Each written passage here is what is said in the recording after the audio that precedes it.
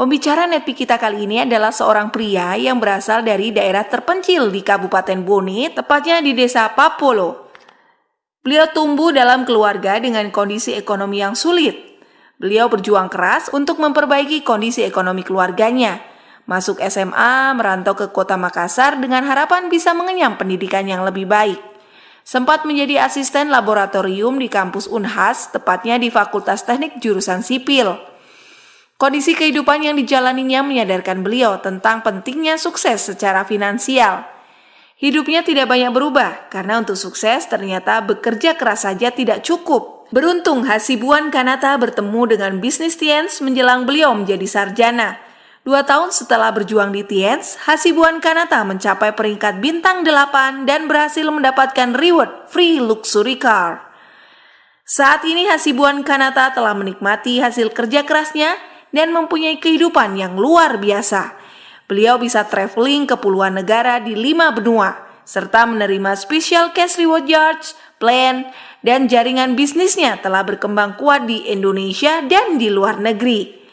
Bagaimana proses perjalanan beliau menjalankan bisnis Tiens? Mari kita belajar dari Hasibuan Kanata. Assalamualaikum warahmatullahi wabarakatuh. Apa kabar Indonesia? Saya ucapkan selamat buat Anda yang lolos CP. CP adalah core producer, orang-orang inti yang insya Allah menjadi bibit ke depan akan menjadi sosok leader yang luar biasa. Dan tentunya nanti akan menggantikan kami sebagai orang yang membawakan materi sharing untuk berbagi inspirasi ke banyak orang. Bapak Ibu sekalian, untuk membangun sebuah bisnis yang besar tentunya penting kita punya sikap yang besar. Sikap besar inilah yang membuat kita tekun, disiplin, merekayasa diri kita supaya bisa kita menemukan pola yang benar untuk menjadi pribadi yang sukses. Dan yang luar biasa adalah kita sudah disiapkan sistem oleh One Vision bagaimana caranya kita bisa menuju sukses itu. Tinggal kita ikuti, tinggal kita menjalankan. Dan insya Allah kalau kita bersungguh-sungguh, kita tekun, 1 tahun, 2 tahun, Anda akan menikmati sesuatu yang istimewa. Dan insya Allah, siapapun Anda yang mengikuti core meeting pada malam hari ini, kalau Anda serius 1-2 tahun ke depan, bisa saja nanti Anda berikutnya yang akan sharing, berbagi pengalaman, berbagi inspirasi ke banyak orang. Nah, tapi sebelum saya lanjut, saya ingin menyampaikan kepada Bapak Ibu sekalian, pada malam hari ini, saya akan membawakan sharing mengenai kebiasaan sukses. Jadi kebiasaan sukses itu ada 7 dan saya ingatkan kepada teman-teman sekalian, Bapak Ibu sekalian, untuk mengulang-ulangi pelajaran ini Anda bisa dengarkan Netpi dari Pak Edi Kristanto ya dari Bali. Judulnya Jadikan Sebuah Kebiasaan Sukses. Dan ada Netpi kedua dari Pak Tidi Setiawan. Judulnya Kebiasaan Sukses di Saat Pandemi.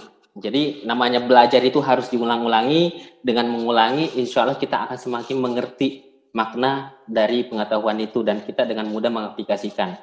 Jadi yang saya bahas pada malam hari ini adalah 7 kebiasaan. Nah Bapak Ibu sekalian, kita bicara mengenai kebiasaan untuk sukses. Jelas sukses itu harus diperjuangkan karena sukses itu kita bisa membuat kehidupan kita lebih berkualitas. Tentu semua orang ingin kehidupannya kualitas hidupnya lebih baik dan sukses itu adalah salah satu kuncinya. Kalau kita tidak sukses, banyak sekali hal-hal yang tidak bisa kita atasi. Apa yang terjadi? Yang terjadi adalah kehidupan kita sehari-hari penuh banyak masalah, tekanan, dan kita tidak bisa menikmati hidup. Nah, Bapak Ibu sekalian, di usaha ini ada 7 kebiasaan yang harus kita bangun. Dan saya mau bahas dulu mengenai kata kebiasaan. Kebiasaan ini kata dasarnya adalah biasa. Jadi bagaimana membuat sesuatu yang diawali sesuatu yang sulit, membuat jadi sesuatu yang biasa, menjadi sesuatu yang tidak perlu kita lagi terbebani ketika melakukan. Jadi biasa seperti itu. Nah, tapi untuk menuju ke sana, itu butuh yang namanya perulangan, butuh latihan, butuh konsistensi. Nah, kalau kita sudah biasa, maka insya Allah ketika Anda berproses, tidak akan ada keluhan-keluhan yang muncul. Sehingga Anda terus berjalan, dan apa yang menarik, 1 tahun, 2 tahun, hasilnya akan muncul dan Anda akan nikmati. hasil dari proses Anda membentuk sebuah kebiasaan yang direkomendasikan oleh One Vision. Jadi, bagaimana membuat sebuah aktivitas kita jadi biasa yang sudah di-list oleh One Vision. Ada 7 nih. Nah, kita mulai bahas satu persatu. Yang pertama adalah memiliki dream book dan terus tambah daftar nama prospek. Nah, kita mulai bahas dulu mengenai punya dream book. Nah, Bapak Ibu sekalian, tentu tahu bahwa bisnis ini bolanya hampir tidak ada, bahkan tidak ada. Saya bahkan di awal memulai usahanya dengan kondisi minus. Pendaftarannya 99.000 juga itu saya pinjam. Saya juga bisa jadi membership karena jualan produk. Tidak ada uang saya keluar. Apa yang membuat saya terus bergerak, presentasi, terus menjalankan usaha ini? Karena ada mimpi saya. Nah, cuman Bapak Ibu perlu tahu bahwa manusia itu pada dasarnya ada titik di mana dia lupa impiannya. Kenapa? Karena kelelahan mungkin. Mungkin penuh masalah di kehidupan sehari-harinya. Makanya impian itu perlu divisualisasikan. Jadi dengan visualisasi itu, kita tidak perlu mengingat lagi. Hanya dengan melihat, oh iya ini mimpi saya gitu. Sehingga tanpa sadar, kita bergerak lagi. Tanpa perlu berpikir dan mengingat lagi. Karena pada dasarnya manusia itu malas. Makanya kita merekayasa. Bagaimana kita punya mimpi itu divisualisasikan dalam bentuk dream book. Bahkan, saya menyarankan Bapak Ibu sekalian bukan cuma dalam bentuk dream book. Bahkan di meja kerja Anda itu perlu ada gambar dreamnya Anda. Bahkan di dompetnya Anda, kalau perlu ada gambar dream booknya Anda. Saya masih ingat dulu waktu di awal saya berjuang di usaha ini. Ketika saya jalankan usaha ini mengalami kendala-kendala dan saya merasa down. Apa yang terjadi Bapak Ibu sekalian? Ketika saya lagi buka dompet lihat dream saya, down saya itu menguap. Tanpa perlu saya berpikir apa dream saya. Kenapa? Karena otomatis langsung lihat. Inilah yang menyebabkan saya kenapa mau kemana-mana presentasi, membuat saya tidak mengenal siang dan malam, bekerja terus karena mimpi saya. Jadi kita perlu merekayasa dengan visualisasi itu akan menciptakan semacam kekuatan bawah alam sadar. Dan Bapak Ibu sekalian, ingat, semakin sering kita melihat dreams kita, semakin dekat pencapaiannya. Karena dreams itu membuat kita mengabaikan semua masalah kita. Karena kenapa? Karena kita memang berjuang karena dreams kita. Mungkin betul kita punya masalah. Berat mungkin kita punya masalah. Tapi lebih berat dibandingkan apa? Apakah itu lebih berat dibandingkan dreams kita? Contoh misalkan saya. Mimpi saya di awal adalah membahagiakan orang tua saya. Nah, apa yang saya pasang di foto di dompet saya atau di dream book saya, itu foto orang tua saya, mama saya. Nah, ketika saya mengalami masalah atau tantangan, saya merasa berat. Tapi ketika lihat foto orang tua, saya merasa masalah saya tidak ada apa-apanya dibanding saya bahagiakan orang tua saya. Dan saya bisa melihat itu tanpa perlu berpikir, dan itu akan otomatis menggerakkan saya lagi. Down saya itu langsung menguap seperti itu. Jadi Bapak Ibu sekalian ingat, penting sekali visualisasi. Pastikan Anda punya dream book dan tolong saya ingatkan kepada Bapak Ibu sekalian, pastikan dream booknya Anda itu isinya adalah dreams yang memang itu menyentuh hatinya Anda, bukan sekedar pasang foto atau gambar-gambar. Harus menyentuh hatinya Anda, menggetarkan jiwanya Anda. Ibaratnya kalau gatal itu harus digaruk, kalau nggak digaruk itu rasanya gelisah seperti itu. Nah, terus dari kebiasaan pertama ini ada tambahan. Terus tambah daftar nama prospek. Ingat Bapak Ibu sekalian, bisnis kita adalah network marketing. Kita membangun jaringan manusia. Bahan bakunya harus ready terus. Kalau bahan bakunya nggak ready, maka stop produksi. Sama halnya kalau kita mau mencari emas. Adalah kita menggali terus tanah, cari terus lahan, supaya emasnya semakin banyak. Yang membuat banyak orang tidak menjalankan usaha ini karena bingung. Karena tidak ada bahan bakunya. Bahan bakunya ini harus selalu ready.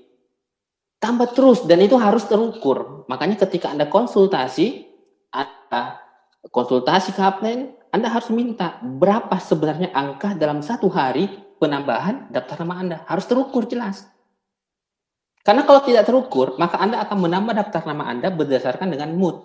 Ingat, mood itu perasaan, dan perasaan itu tidak pernah bisa diajak untuk bekerja. Bawaannya baper terus seperti itu.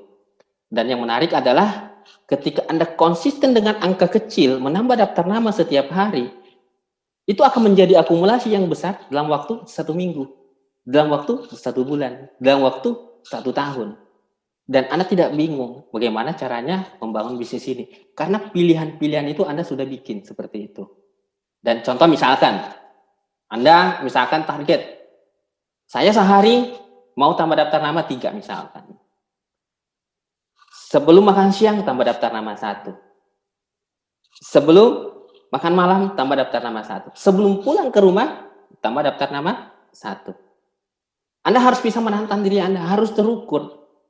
Sehingga yang terjadi adalah kalau Anda konsisten 3 nama dalam 1 bulan, itu bisa 90 nama.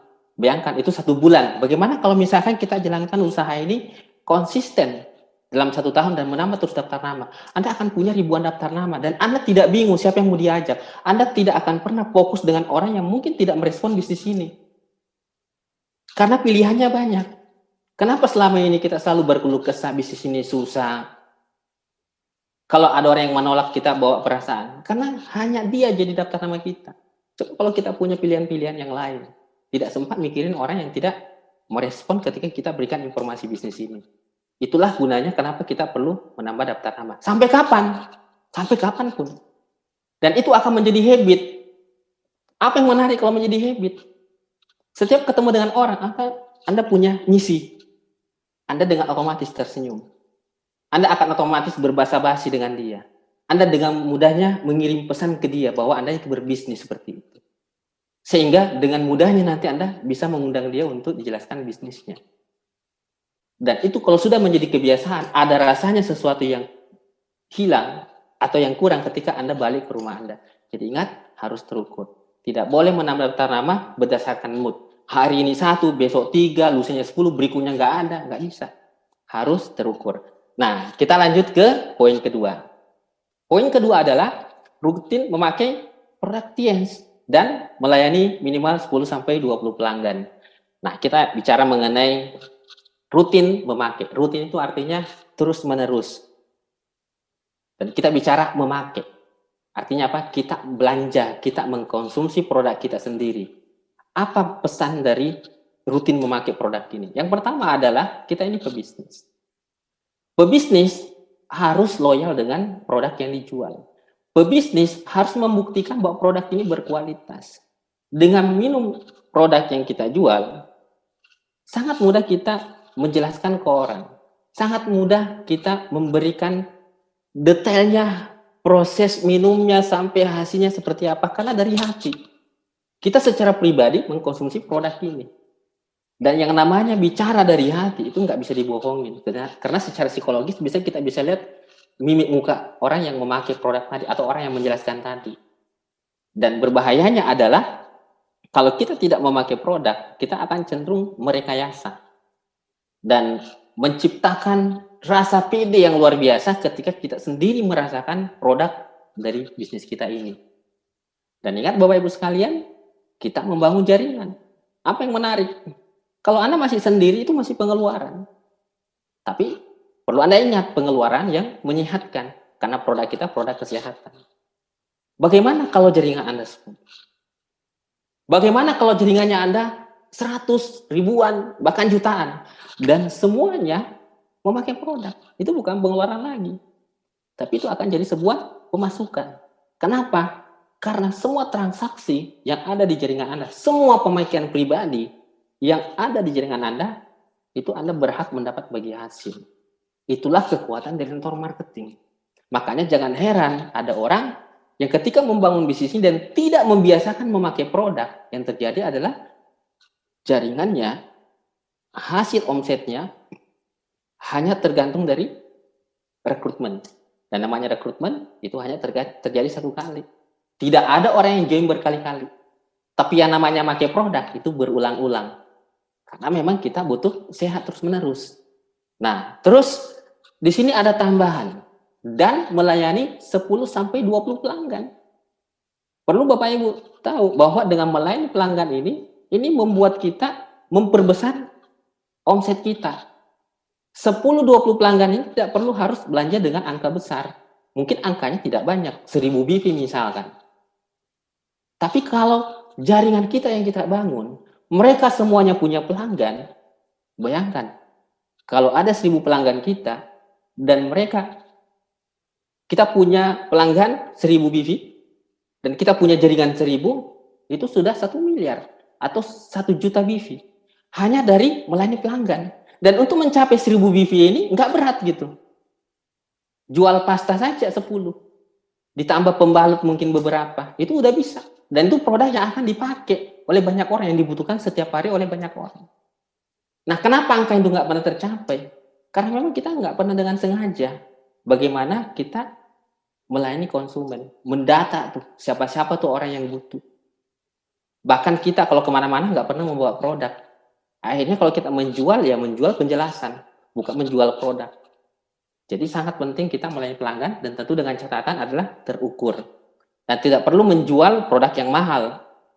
Karena biasanya kalau kita cenderung produk yang mahal, memaksakan harus angkanya besar, apa yang terjadi adalah biasanya orang kalau punya keluhan kesehatan dan dia sudah sehat, setelah sehat dia sudah susah dihubungin.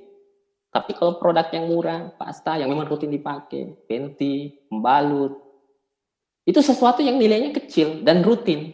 Ketika orang mau belanja nggak berat, bukan jadi beban. Jadi Bapak Ibu sekalian perhatikan, ini adalah awal bagaimana membuat omset Anda berlipat. Salah satunya dari memakai produk secara pribadi, duplikasikan ke jaringan, dan melayani pelanggan. Ini harus jadi kebiasaan. Sehingga kalau Anda kemana-mana juga dengan mudah bawa produk gitu. Anda lagi di warung makan, minum produk, Anda show. Mungkin Anda nggak menjual, tapi orang nanya, apa itu? Yang menarik adalah kita bisa menjual tanpa merasa menjual, karena kita menjelaskan manfaatnya. Oh, ini produk luar biasa gini. Oh, masa sih? Iya. Akhirnya dia mungkin tanya, akhirnya minta brosur dan mereka belanja seperti itu. Itu hal yang menarik dari kita memakai. Belum lagi kalau kita punya pelanggan, kita harus data dengan baik. Dan kalau kesaksian sudah ada di mana-mana, kadang-kadang ada namanya penambahan belanja dari pelanggan kita. Ketika dia rasakan ada satu item produk, dia rasakan manfaatnya, kadang-kadang hanya ada produk lain nggak buat untuk ini. Ingat Bapak Ibu sekalian, ini adalah sumber omset yang sifatnya menjaga untuk omset Anda tidak jatuh. Karena sifatnya adalah sesuatu yang berulang-ulang, repeat order.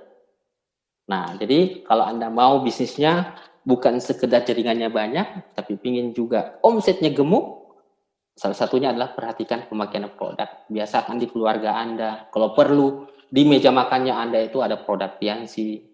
Kalau perlu di lemarinya Anda perlihatkan. Biar grup tahu, oh iya upline saya pakai produk. Seperti itu. Perlu show, bahkan kalau Anda kemana-mana Anda bawa produknya. Anda makan di warung, buka, minum, orang lihat. Jadi kesannya Anda menjual tanpa menjual seperti itu. Bahkan ada satu kejadian Bapak Ibu sekalian, saya lagi di warung makan dan saya minum produk Citosan. Biasanya kalau Citosan itu kan kita minum sebelum makan, apalagi kalau makanan itu berlemak. Orang nanya apa ini? Saya jelasin gunanya buat mengikat lemak. Apalagi orang yang gemar makan dan tidak mau gemuk, ya ini salah satu solusi. Langsung mesen produknya saat itu juga. Itulah kekuatan dari memakai produk. Nah, kita lanjut ke poin ketiga. Yakni presentasi minimal 15 kali per bulan. Nah, Bapak Ibu sekalian, saya mau tekankan bahwa kita di sini adalah membangun jaringan. Caranya membangun jaringan tentu akan kita presentasi, memberikan informasi ke prospek kita dengan cara presentasi, menjelaskan. Sama halnya kalau penyanyi itu bernyanyi tentunya. Kapan dia nggak menyanyi, maka dia sudah tidak bekerja lagi. Jadi pekerjaan kita di sini adalah presentasi.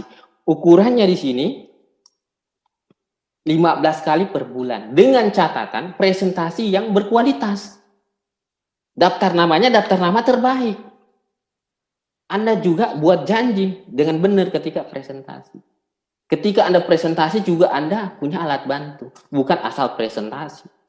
SP rendah, anak SMP di presentasi nggak bisa. Harus kualitas. Kalau saya pribadi tahu diri. Saya awalnya mahasiswa. Jaringan yang saya kenal, orang-orang di sekeliling saya adalah orang-orang yang secara skala prioritas itu hampir menengah ke bawah. Jadi buat untuk memaksimalkan namanya closing atau membuat orang itu tertarik adalah dengan cara adalah menaikkan angka presentasi saya. Makanya di sini tertulis 15 kali. Kalau ada orang yang secara edifikasi, status sosial bagus, kondisi finansialnya bagus, dia presentasi, orang respect, cepat percaya, 15 ini mereka bisa dapatkan hasil yang luar biasa. Tapi buat saya, yang kemana-mana naik angkot, yang pakaiannya itu-itu saja, apa yang saya lakukan? Saya naikkan jumlah presentasi saya untuk mengejar tingkat closing yang tinggi seperti itu. Dan ingat Bapak Ibu sekalian, presentasi ini tidak lama. Paling kurang lebih sekitar sejam. Bayangkan kita membangun bisnis ini, kita ingin punya penghasilan puluhan juta, ratusan juta. Tapi mengalokasikan presentasi satu hari saja 1 jam, kita nggak mau. Bagaimana caranya? Kita harus adil. Orang kerja dari pagi sampai sore saja, gaji 3 juta mereka mau lakonin gitu. Kita saja kuliah, bahkan sekolah dari kecil sampai kuliah, cuma dapat ijazah, nggak dapat duit, kita mau lakonin. Ini kita hanya diminta presentasi, nggak sampai sejam 1 kali presentasi. Itu tiap hari Anda lakukan sudah 30 kali. Sementara tertulis di sini hanya 15 kali. 2 hari sekali presentasinya. Jadi kalau Anda mau adil, harusnya Anda perlakukan bisnis ini serius. Bersikap bahwa ya Anda lakukan lebih banyak. Apalagi kalau Anda kepingin misalkan dalam waktu singkat, mau hasilnya kelihatan, ya tentu tingkat presentasinya dinaikkan seperti itu. Kalau dengan 15 kali presentasi ini 3 tahun orang misalkan bisa jadi God Lion, Anda punya mimpi, misalkan saya ingin 1 tahun Pak menjadi God Lion. Sudah, Anda presentasinya 45 kali dalam 1 bulan seperti itu. Naikkan aja jumlah presentasinya. Naikkan aja kapasitas mesin produksinya seperti itu. Jadi, kalau misalkan Anda lama sukses, itu bukan karena bisnisnya tidak jalan. Mungkin produksinya kurang, karena kurang presentasi seperti itu. Kalaupun presentasi tidak diperhatikan standar-standar prosedurnya. Nah, selanjutnya kita akan melangkah ke poin keempat. Poin keempat adalah membaca buku positif 15 menit tiap hari. Jadi Bapak Ibu sekalian, hanya diminta 15 menit 1 hari. Bisa 10 menit pas bangun tidur mungkin, 5 menit sebelum tidur. Atau bisa saja 15 menit ini Anda pakai di saat Anda mungkin lagi menunggu. Daripada kita tidak melakukan apa-apa, lebih baik pakai waktu sisa itu untuk bisa baca buku. Kenapa harus 15 menit? Kenapa ada waktu di situ diukur? Karena dengan 15 menit dianggap Anda membaca beberapa lembar seperti itu. Ada pesan Anda yang bisa tangkap. Karena kalau nggak diukur, Anda bisa seenaknya. Bisa baca buku, bisa tidak. Atau bisa cuma baca sampulnya doang. Dan perlu diingat, kenapa buku ini harus dibaca, buku positif ini. Karena buku itu adalah sumber pengetahuan. Namanya pengetahuan, kata dasarnya tahu. Kalau orang tahu, maka dia bisa jalan. Kalau orang tidak tahu, maka dia ragu. Ragu itu sama halnya definisinya diam. Maju takut, mundur juga nggak bisa. Karena kan nggak tahu. Bayangkan kalau gelap gulita, kita nggak bisa kemana-mana. Takut tabrak tembok, takut tabrak mungkin kursi. Tapi kalau menyala, ada cahaya, kita tahu, oh pintunya sebelah situ. Akhirnya kita bergerak. Makanya banyak orang sulit berhasil karena nggak tahu. Akhirnya nggak pernah melangkah. Akhirnya tidak ada aktivitas, tidak ada produksi. Makanya tidak ada hasil. Jadi sangat penting sekali kita baca buku. Dan buku-buku di sini ada yang direkomendasikan. Contoh misalkan, buku yang pertama ya, bagaimana kita menciptakan mindset sebagai seorang pengusaha. Ada buku Cash Flow Quadrant yang dikarang oleh Robert Kiyosaki. Ini penting sekali. Kenapa? Karena kenapa kita jalankan bisnis ini serius? Perlu tahu dulu. Kenapa bisnis ini dipilih? Karena memang bisnis network marketing mengandung potensi yang luar biasa kalau Anda ingin punya penghasilan besar, apalagi nilainya nilai passive income seperti itu. Itu perlu tahu. Jangan sampai kita menjalankan bisnis ini karena ikut-ikutan. Perlu tahu ilmunya. Kenapa ini bisnis network marketing direkomendasikan sama pakar bisnis dunia? Ada buku bisnis school-nya juga. Bagaimana 1 tahun pertama menjalankan bisnis ini. Ketika kita paham, maka tidak akan ada keluhan. Kita dengan enjoy. Sama halnya kalau saya tanam padi. Kebetulan saya petani dulu. Kalau saya tanam padi, tidak bisa 1 minggu, saya nunggu berbuah, nggak bisa. Paling cepat 3 bulan baru berbuah, bahkan 4 bulan baru bisa kita panen. Jadi dalam jeda memulai sampai panen, di situ ada rasa sabar, cuek, merawat, kita nggak perlu pusing dengan hasil. Kenapa? Memang hasilnya 4 bulan, karena mengerti. Nah, itu buku mengenai mindset. Yang kedua ada buku bagaimana mencari kawan dan mempengaruhi orang lain. Nah ini penting. Kenapa buku kedua ini penting? Karena ini menyangkut mengenai kita bagaimana berkomunikasi dengan banyak orang, berinteraksi dengan banyak orang. Perlu seni berkomunikasi itu kita kuasai. Karena kita ini bersentuhan setiap hari dengan orang-orang. Orang ini kita akan rekrut. Kalau seninya Anda tidak kuasai, yang terjadi adalah Anda tidak bisa dengan mudah melakukan rekrutmen. Ibaratnya begini Bapak Ibu sekalian. Seni berkomunikasi itu atau people skill itu ibaratnya ketika Anda punya tangan, Anda mau masukkan cincin, ya. Ini susah masuk karena mungkin kekecilan cincinnya. Tapi dengan seni berbicara atau dengan dikasih pelicin, dengan mudah masuk. Apa yang terjadi? Tidak ada gesekan. Anda dengan mudah bisa berkomunikasi dengan banyak orang. Anda dengan mudah presentasi lebih banyak orang. Dan orang senang dengan Anda. Kalau orang senang dengan kita, biasanya kita lebih mudah untuk mengajak mereka bergabung. Lebih enak diberikan informasi. Jadi buku positif yang kedua tadi, mencari kawan dan mempengaruhi orang lain. Dan tolong ketika Anda membaca buku, itu bukan sekali. Tapi harus diulang-ulangin. Banyak orang ketika sudah baca buku, satu kali baca, disimpan bukunya. Itu kesalahan fatal. Itu harus diulang-ulang menjadi sebuah kebiasaan, dibaca lagi. Karena kadang-kadang ketika kita membaca kedua kalinya, baru sadar, oh iya kemarin kok nggak dapat ya. Karena mungkin pada saat itu Anda menghayal. Atau ada lagi kecoa lewat seperti itu. Diulangi lagi yang ketiga kalinya. Pada saat ketiga kali, oh ternyata ada yang baru lagi. Diulang-ulangi lagi. Dan Anda bisa mengenali kondisinya Anda lemahnya di mana. Anda cari bab yang berhubungan dengan lemahnya Anda di skill komunikasi seperti itu. Ada buku ketiga ini bagaimana berpikir dan berjiwa besar. Berpikir dan berjiwa besar ini mengenai membangun rasa percaya diri. Jadi kalau kita mau sukses, yang pertama dulu perlu kita berpikir besar. Bagaimana caranya kita mau mencapai sesuatu yang besar sementara pikiran kita nggak besar? Bagaimana Anda bisa mencapai sebuah tempat sementara Anda nggak pikirkan tempat itu? Tidak bisa Anda tiba-tiba ada di tempat itu gitu. Dipikirin dulu. Dan ingat, sukses itu adalah sesuatu yang besar. Makanya kita diarahkan berpikiran besar. Dan tentu mencapai sesuatu yang besar atau sesuatu yang sifatnya tinggi itu butuh pendakian. Di sini butuh CC yang tinggi, ketabahan, kekuatan mental. Makanya ada tambahannya, bagaimana berpikir besar dan berjiwa besar. Harus jiwanya besar. Menerima kondisi itu. Karena kapan jiwanya Anda kecil, maka Anda yang dimakan oleh masalah. Tapi ketika Anda punya jiwa yang besar, maka Anda yang makan masalah itu sesuatu yang tidak penting. Masalah itu menjadi makanan buat Anda. Tanpa sadari, insya Allah Anda akan mencapai mimpi-mimpi Anda. Itu buku ketiga. Terus ada buku mengenai karakter manusia ya. Ada namanya melankolis, flegmatis, koleris, sanguin. Itu buku mengenai psikologi manusia. Nanti Anda bisa tanya ke upline Anda, buku-bukunya semua, dan segera beli dan dibaca. Dan usahakan ketika Anda membaca buku itu, usahakan pakailah waktu-waktu non-produktif, seperti lagi nunggu orang. Tapi jangan baca buku pada saat Anda mandi. Karena kalau pada saat Anda mandi, bukunya bisa basah, atau lagi menggoreng ikan. Jangan. Jadi Anda baca di waktu-waktu yang kadang-kadang kita nggak pakai nunggu orang. Daripada menghayal, memikirkan yang tidak jelas, lebih baik kita mampatkan baca buku. Nah, jadi Bapak Ibu sekalian, ini harus menjadi kebiasaan. Kalau sering Anda lakukan, tanpa Anda sadari, nanti ada satu titik di mana Anda lupa baca buku, Anda merasa tidak nyaman. Sehingga Anda selalu prepare, setiap mau keluar, pasti bawa buku. Kalau nggak baca buku hari, rasanya ada yang kurang.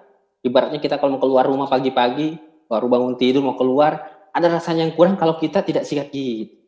Sesuatu yang harus dilakukan. Jadi dengan melakukan berkali-kali, itu akan menjadi sebuah kebiasaan. Dan ingat Bapak Ibu sekalian, ini sesuatu yang baru, namanya yang baru itu kadang-kadang tidak menyenangkan, sama halnya kadang-kadang kalau kita misalkan punya sepatu baru, kalau dipakai pertama kalinya tumit kita rasanya sakit, tapi kalau sering Anda pakai, biasanya jadi akan nyaman, seperti itu. Nah, kita akan melangkah ke poin selanjutnya. Poin selanjutnya adalah mendengarkan satu CD Netpi One Vision setiap hari. Kenapa mendengarkan CD Netpi One Vision setiap hari? CD ini adalah media yang disiapkan oleh One Vision. Bagaimana kita belajar dengan efektif, dengan tepat, dari orang yang tepat, tanpa harus kita membuang waktu Di saat Anda mandi, Anda bisa dengarkan. Di saat Anda beraktivitas misalkan masak, Anda bisa dengarkan. Dan NetP ini menarik sekali. Saat Anda misalkan lagi nyetir, Anda bisa dengarkan.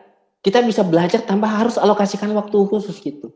Yang penting jangan dengar NetP pada saat lagi bekerja atau presentasi misalkan, atau lagi laporan. Waktu-waktu yang sebenarnya bisa digandeng seperti itu. Dan NetP ini ada 2 macam. Yang pertama itu success story atau umum ya, sifatnya motivasi. Anda bisa memilih NetP yang menurutnya Anda mungkin background-nya Anda kurang lebih sama. Sehingga Anda punya role model. Orang ini kok bisa berhasil, saya juga pasti bisa. Oh iya kendalanya, Anda juga ngerti. Misalkan Anda mahasiswa, Anda dengerin mungkin NetP yang background-nya adalah pembicaranya seorang mahasiswa. Dan yang kedua ada NetP yang berhubungan dengan pelatihan atau sifatnya teknis. Dan yang menarik, NetP ini tidak pernah bosan bicara ketika kita putar. Beda kalau misalkan kita punya upline mau belajar. Bayangkan kalau setiap hari kita telepon upline, bagaimana ini, akhirnya upline kita bisa habis waktunya hanya karena kita merepotkan dia hanya untuk karena belajar. Jadi buku NetP dirancang untuk tidak mengganggu apapun, tapi Anda bisa belajar. Dan bayangkan kalau Anda nanti punya jaringan 10 orang, 20 orang, semuanya mau belajar sama Anda nggak sempat kerja lagi. Tapi dengan adanya sistem yang disiapkan oleh One Vision, baca buku, ada NetP, proses belajar jalan tanpa Anda diganggu. Tapi itu dimulai dari Anda. Jadi Bapak Ibu sekalian, pastikan Anda membiasakan dengan NetP, selain Anda dapat pengetahuannya, Anda membangun sistem itu sendiri. Sehingga walaupun Anda pergi liburan nantinya, Anda nggak perlu ngajari lagi jaringannya Anda. Sudah ada alatnya, ada sarananya yang mau mereka bisa belajar tanpa harus Anda ada gitu. Jadi memang ini dirancang. Karena memang di bisnis ini kita bangun salah satu nilai yang ditawarkan yang paling besar adalah nilai asetnya. Bagaimana kita nggak perlu menukar waktu kita, tapi bisnis ini bisa memberikan penghasilan. Ini bagian dari sistem. Nah, ini poin yang kelima. Terus yang keenam. Yang keenam apa? Yang keenam adalah hadir di setiap pertemuan One Vision dan pertemuan yang direkomendasikan oleh upline crown Anda. Nah, kalau sekarang kan pandemi Bapak Ibu sekalian ya, kemungkinan ada beberapa kota yang mungkin belum ada pertemuan offline. Nggak ada masalah, ada kan pertemuan online. Tinggal ikutin. Yang mana sarana tersedia. Kalau pertemuan online, Anda ikuti pertemuan online. Seperti sekarang, ini pertemuan online. Pastikan Anda ikutin. Karena ini adalah kebutuhan kita untuk membangun aset. Kalau misalkan ada pertemuan offline, wah lebih mantap lagi. Kenapa? Karena nilai yang ada di pertemuan offline itu banyak nilai. Ada suasana di sana. Ada aura di sana. Nah, Bapak Ibu sekalian, kenapa harus hadir di setiap pertemuan? Karena 99% sistem itu ada di pertemuan. Rekaman-rekaman CD yang Anda dengarkan, itu hasil dari rekaman di pertemuan. Bahkan Anda bisa merasakan auranya, bahkan Anda bisa melihat langsung orang-orang yang berhasil gitu. Kalau orang cuma dengarkan audionya saja, bisa saja orang pikir, oh ini jangan-jangan direkayasa. Tapi kalau Anda bisa lihat langsung orangnya, sosoknya, suasana pertemuannya, itu lebih dahsyat lagi. Bahkan ada kata-kata yang luar biasa dari leader kita, pertemuan yang paling penting adalah pertemuan yang tidak Anda hadiri. Jadi sangat penting. Dan pertemuan ini membuat kita bisa juga mengukur seberapa besar bisnis kita. Misalkan pertemuan bersyarat sekarang lah. Anda bisa mengukur berapa besar bisnisnya Anda. Berapa yang lolos ikut di pertemuan bersyarat ini. Dengan jumlah tertentu Anda tahu, oh iya bisnis saya volumenya sekian. Paling omsetnya sekian. Hasil yang Anda bisa dapatkan sekian. Kalau misalkan saya ingin hasil sekian besarnya, berapa jumlah orang yang harus hadirkan di pertemuan? Berapa orang yang harus saya loloskan ikut pertemuan bersyarat seperti itu. Jadi kita hanya mengukur. Jadi dengan pertemuan itu kita juga bisa mengukur volume bisnis kita. Dan kenapa harus upline crown yang didengarkan atau yang merekomendasikan? Karena mereka adalah upline yang memberi contoh. Mereka crown, mereka menjalankan sistem. Jadi kalau misalkan Anda crown, bisa saja upline-nya Anda royal. Anda langsung ke atas. Ikuti yang di atas, yang bisa menjadi role model seperti itu. Jadi Bapak Ibu sekalian, perhatikan pertemuan, bisnis kita ini nyawanya adalah pertemuan. Dengan pertemuan itu kita bisa merasakan sebuah lingkungan komunitas yang luar biasa, aura positif, Kalau di luar sana ketika kita berbicara, saya mau punya mobil BMW, saya mau punya penghasilan ratusan juta, orang akan ketawa. Tapi ketika Anda berada di pertemuan One Vision, ketika Anda bercerita tentang dreams Anda, mereka akan mengamini. Dan itu adalah komunitas yang mahal. Nah, itu yang keenam. Selanjutnya kita akan melangkah yang ketiga. Yang ketujuh. Yang ketujuh di sini adalah menjadi good team player. Nah, tadi Bu Vitalia Tenesa dengan luar biasa sudah menjelaskan satu item dari menjadi good team player ini. Salah satunya adalah edifikasi. Jadi edifikasi saya nggak perlu bahas, dan saya berharap Anda tadi menyimak dengan baik. Bu Vitalia itu adalah ibu rumah tangga sekarang. Hasil dari usaha ini beliau sudah nikmati. Begitu banyak aset yang beliau miliki. Nah, ada poin kedua setelah edifikasi itu, yakni konsultasi. Konsultasi ini adalah sesuatu yang sangat vital buat membangun bisnis ini. Karena dengan konsultasi, Anda bertanya ke pakarnya. Konsultasi ini penting kalau Anda mau menjadi seorang expert. Bahkan sebuah perusahaan besar pasti punya konsultan. Dan yang luar biasa di bisnis ini, kita konsultasi nggak bayar gitu.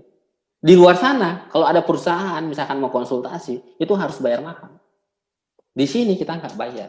Bahkan kadang-kadang kita yang ditanya-tanya terus sama upline kita, kapan konsultasi? Karena tidak bayar, makanya kita tidak pernah menghargai konsultasi ini. Tapi kalau Anda sadar,